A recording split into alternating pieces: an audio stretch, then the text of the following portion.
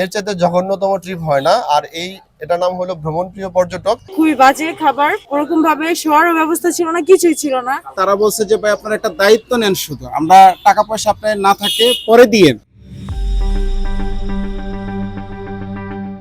আমার পিছনে দেখছেন দুর্গম বান্দরবান জেলার থানচি উপজেলার বেশ কিছু দুর্গম জায়গা এবং দুর্গম জেমস কিংবা রত্ন লুকিয়ে আছে কিন্তু এখানেই। প্রায় দেখে থাকবেন বিভিন্ন ট্যুর গ্রুপ কিংবা ট্যুর অপারেটর গ্রুপগুলো কিন্তু বিভিন্ন মানুষজন একত্রিত করে কিংবা ভ্রমণ পিপাসু মানুষদের একত্রিত করে ট্যুরে নিয়ে আসে। তেমনই একটি ঘটনা ইদানিং ঘটেছে 46 জন পর্যটকের সাথে।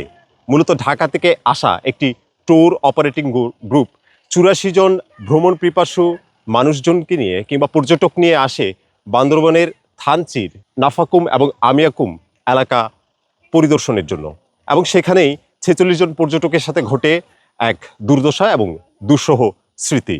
মূলত সেই ট্যুর অপারেটর 46 জন পর্যটককে ফেলেই কিন্তু চলে গিয়েছে, এমন ঘটনা ঘটেছে।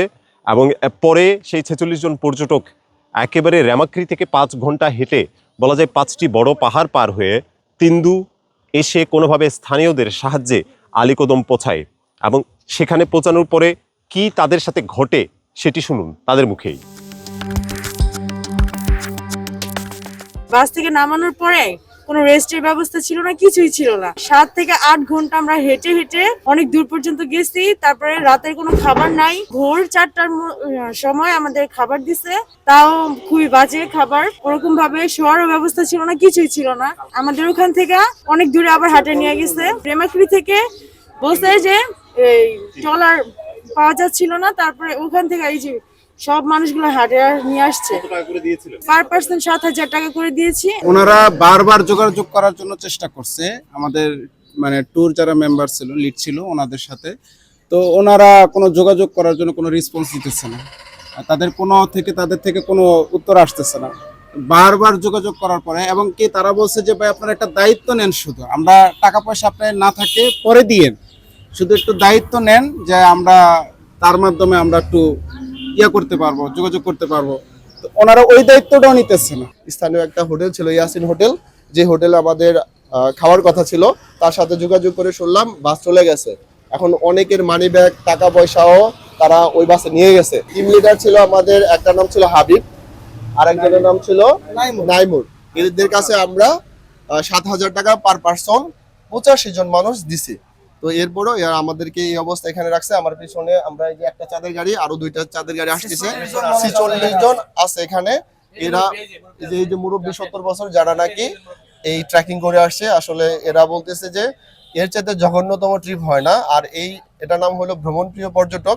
তো আমরা অলরেডি ওইখানে কমপ্লেন জানা আসছি, কিন্তু আমরা এখনো নিজেরাও জানি না, আমাদের হাতে যেহেতু কোনো টাকা নাই, এখান থেকে কিভাবে আমরা ঢাকা যাবো এটা আমরা বুঝতে পারতেছি না। এক প্রকার তারা নিরুপায় হয়ে কিন্তু আলীকদম উপজেলা প্রশাসনের সাহায্যে প্রার্থিতা করে, এবং উপজেলা প্রশাসনও কিন্তু তাদের সাহায্যের ডাক দিয়ে তাদেরকে সাহায্য করতে আসে, এবং তাদেরকে সেখানে খাবার দাবারের ব্যবস্থা করা সহ ঢাকা পৌঁছানো পর্যন্ত যে যানবাহনের ব্যবস্থা, সেটি যে উপজেলা প্রশাসন রয়েছে, উপজেলা নির্বাহী অফিসারের নেতৃত্বে সেটি করা হয়েছে। ঘটনাটা জানার পরে আমরা উপজেলা প্রশাসন থেকে সাথে সাথে ওনাদের দুপুরের খাওয়ার ব্যবস্থা করি।